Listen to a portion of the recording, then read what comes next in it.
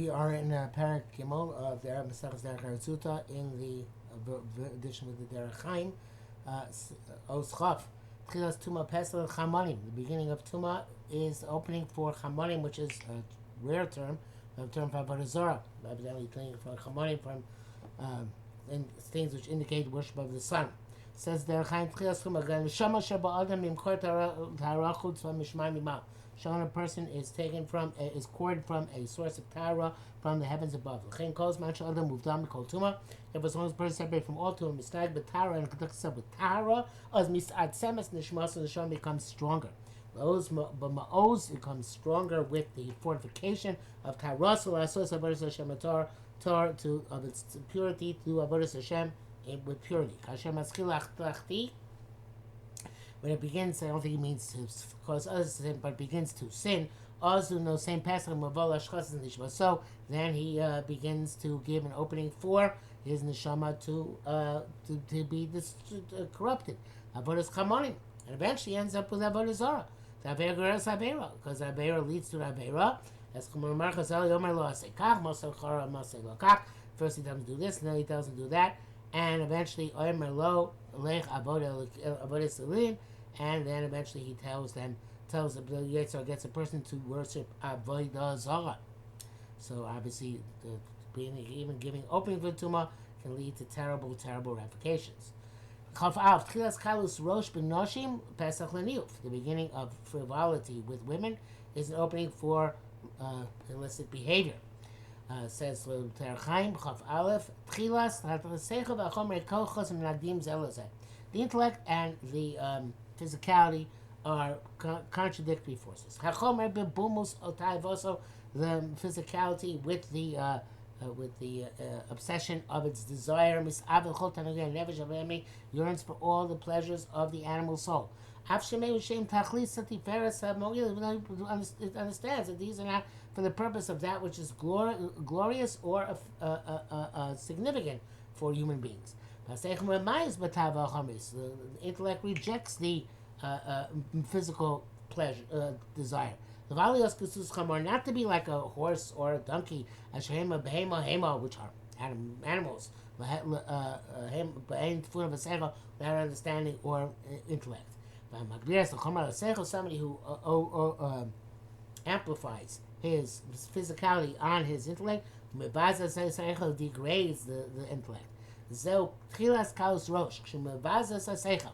beginning of Kalos Rosh is making a mockery, making light of the head. Where he degrades the Seichel, Hashem Mishkana Barosh, which is rest in the head. With this, he allows the material existence to the overcome him, and to pursue his desire for illicit behavior. Chav base. Im iravta arva amanas l'shalem. If you gave a commitment, then it's a condition to pay. The Derech says Pishachin kavoda hu mamesh min al makom mash min al chaveru. Two types of avodas Hashem. Makom min al chaveru. V'azar shmil sa shlosha koichas mash min al makom. Somebody who's careful with the three negative forces which apply to min al makom. Iveles, stupidity, chamanim, idolatry, licentiousness. Atom Azir, now he goes on to warn Bamesh Marom Chavero, which also have three aspects. Maise, Dibor, Machshava. Okay, deed, act, speech, and thought. In Dibor Rafta, if you made a guarantee verbally, Teda Sharvu Su Amnasa Shalim, you should know that verbal guarantees are binding. You gotta pay. If you borrow, you borrow on condition to pay back. If you actually take a loan, practice, to pay back. Or means saying, if your friend is a guarantor for you, don't rely on him to pay for you. You have to pay back your own debt.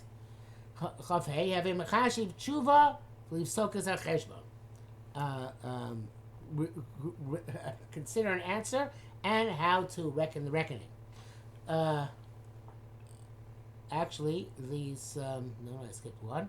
Chavdal, I'm sorry. Chav Gimel is Ilavisa Visa Manasli. If you borrow in order to pay back. Im Hilvesa Vesa Manasli Bar. That's Chav Dal.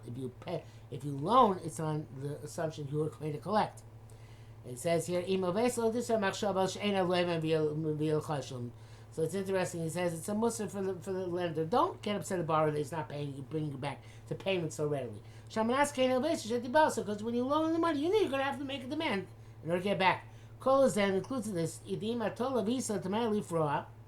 it's also including these two back-to-back piece of advice to the borrower and to the lender. That if you borrow, pay back quickly. Don't wait that they're going to demand for you. And if you loan to others, don't think they're going to pay you back without a demand.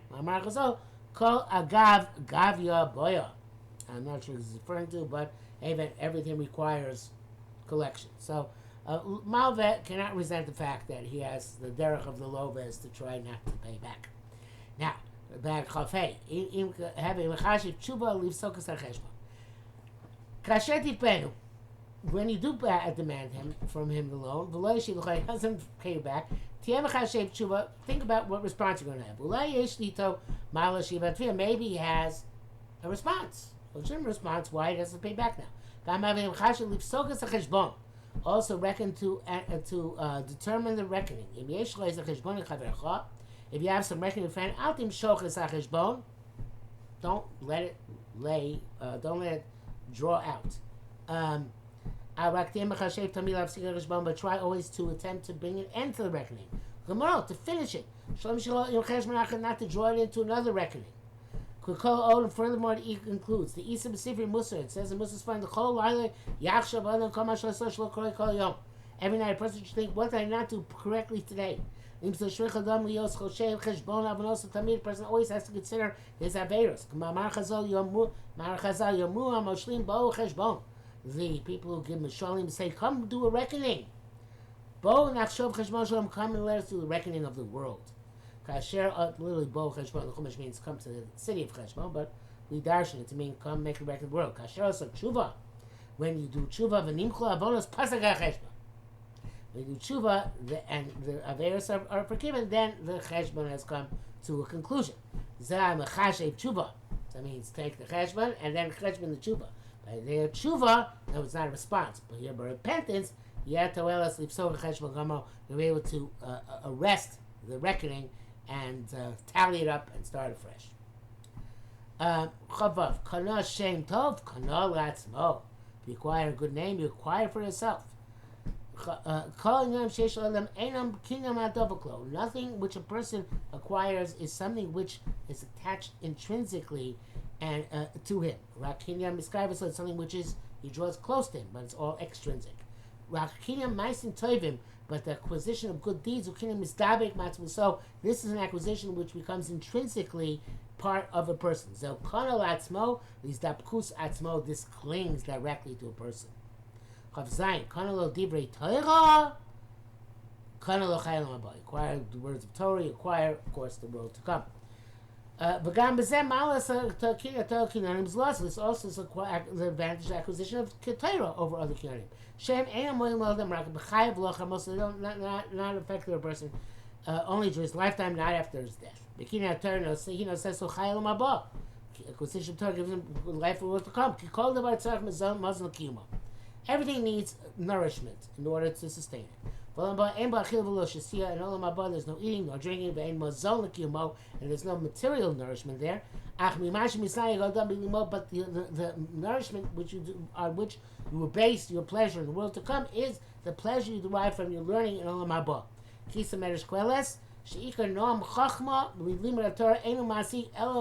The primary pleasure of wisdom, of the knowledge from the Torah, you can only attain in the world to come.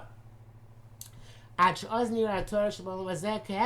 the point that the Torah you learn in this world looks like it's like insignificant. So therefore, from the pleasure of Chachma, a person gets true pleasure in that world to come, and that's his nourishment. Just like a person in this world, when he gets the pleasure of some let's say monetary pleasure, as enurav lechol. It's a bit chiddush to me, but if you have monetary pleasure, you're not so hungry. I guess because one pleasure is able to provide some sort of nourishment in another way. That's a chiddush.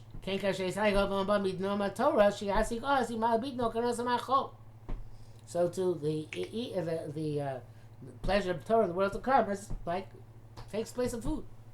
So the nourishment is the Torah itself. So this is what sustains the world to come. Okay. So when you acquire Torah, you acquire kinyan amiti, with true kinyan, which is learning lishma. You acquire in this world. The life of the world comes. You get even in this world. In other words, first Pshat is learning that acquire in this world, the life in the world to come. Now he's saying acquire in this world, the life of the world to come. It's tiny brachos. You could see your olam haba already in this world, and it brings that apostle from Tehillim. To do your will, Hakadosh Baruch Hu, I desired the Torah.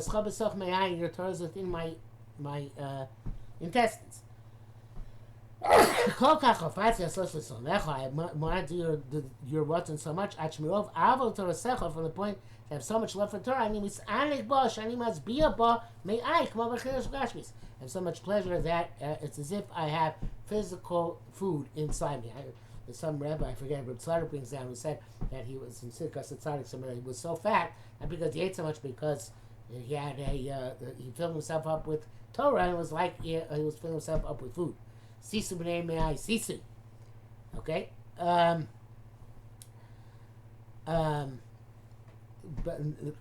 Kaf ches, ein habai shel lomei v'lo kaplan malamed. A person who's shy does not learn, and a person who has a quick temper cannot teach. Both very make sense.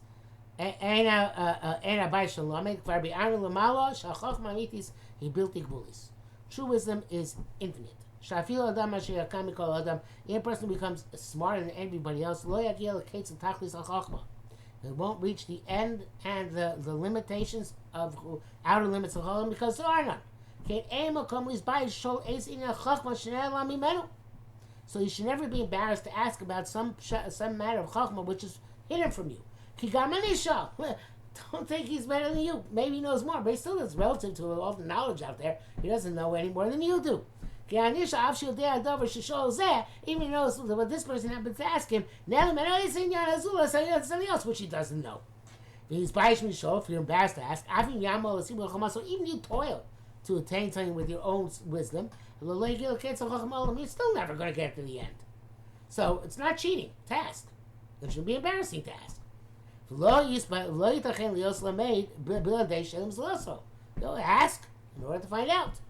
If somebody asks a question, don't be upset.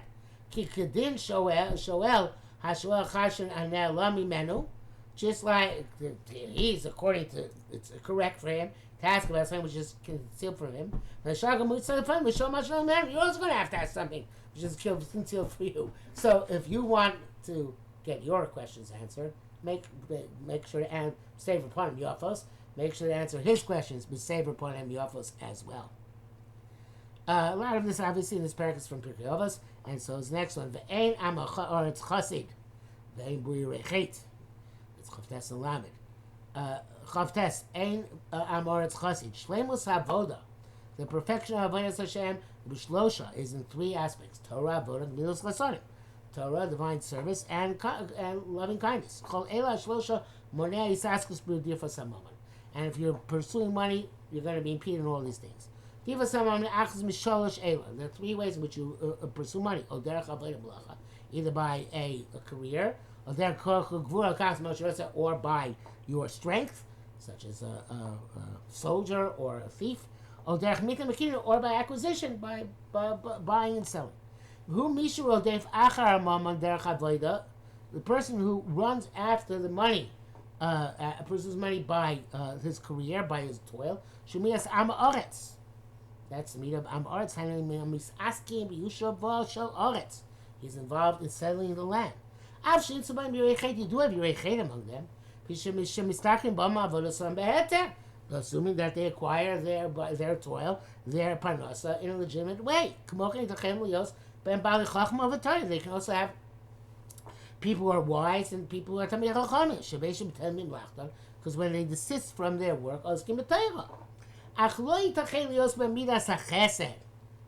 interesting. It's the whole world is world of the world of toil and labor. Midas chesed is lacking. The vatim man derech midas chasonim to forgo their money as for midas chesed. Ki kasher yivatzruma maloma magiel lehem mechir avodasam. Because if they give up their money, which they're getting from their wages, in case avodasam larik, it's going to end up that some of their wage, the Torah was for naught. Wherever they come in a sum, shemotzim the kachschar, it's the antithesis of their entire purpose, which is to get wages for their work. That's an interesting idea. So, Ein Ha'amoretz Chosid means he's an Amoretz, not in the sense that we learn in Pirkei Avos, a person who's ignorant, but a person who's engaged in making money by a daily toil. It's difficult for him to be about chesed because his whole point is toiling to collect, not to give. And Ein Buri Rechet, that's the next one. Mishu Choshev Asher Rishus B'Yad Adam Lasof Hon B'Koch Yodo. Somebody who thinks, I'm here to get things by my might and power. Shemutar B'Shem Bur. Why Bur? Again, it's not the way we learn Pirkei Avos. Bur in Pirkei Avos is even a worse level of Amoritz. But here it means Lashon Rishus, means authority. Kamod Ayo B'Bar, like those who come in with authority. Ish Kazayin Eni Rechet. You can't be fearful of sin because everything he thinks is under his authority, his jurisdiction. So take what he wants. Even there's a sin, but it's me. The truth is all success comes from Kosh Baruch Hu. If Hashem causes success, ain't safek shlo yisabev adavar haba b'chet v'avon. He's not going to want to cause success in a way which comes through sinning. So this is a person who is a boor. He's not capable of avoida. It's not possible for him to be oived Hashem b'maisa and avoid chatoim because his attitude of magiali, I have authority, jurisdiction over everything, prevents him from having this yiras chet. And finally, Lamed Aleph, Loka Marbe B'Schera Machkim. Okay, actually, there's going to be more about this, but Loka Marbe B'Schera Machkim. Somebody who's commercial activities, acquires money. He's constantly involved in commerce with no end. He can't become smart in Torah analysis. Because all his involvement in merchandise and merchant activity is going to prevent him. So therefore, this last thing is look hamar b'schor machkim. He can be a rechet because he doesn't think everything he says. He can be a chassid because he doesn't do his whole point is not to make wages. He's buying and selling all the time, but it's hard for him to become wise because he's too distracted. Another interpretation of all this, Ein Amoretz Chassid, Yosa Amoretz, this is the more Pirkei Avos interpretation. Maybe Amoretz doesn't know Allah. Maybe the chesed is doing is actually a sin. For example, today's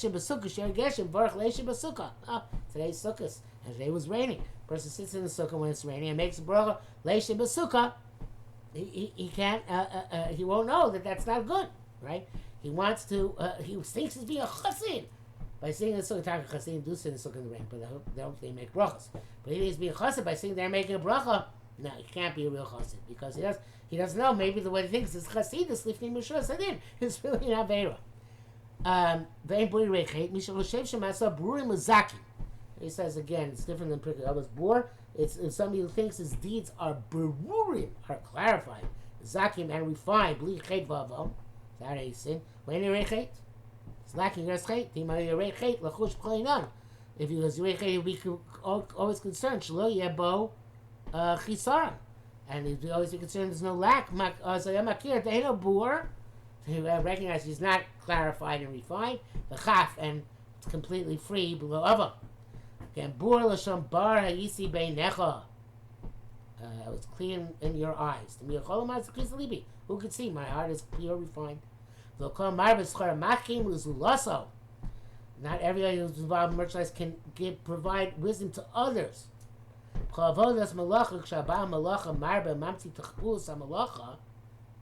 In all types of work, when the artisan or craftsman comes up with new strategies and new crafts, so Makim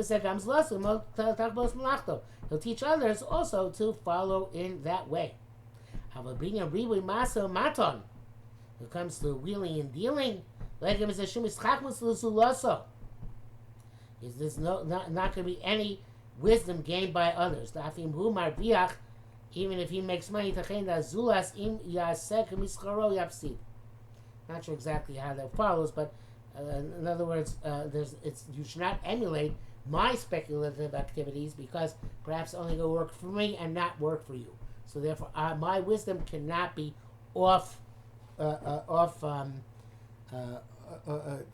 can't be rub off on you as readily as another craft, where the skill and the manner can actually be taught to others much more readily. Okay. Yes. Okay. So that will finally says, well, let's do one. Well, let's leave this for next time.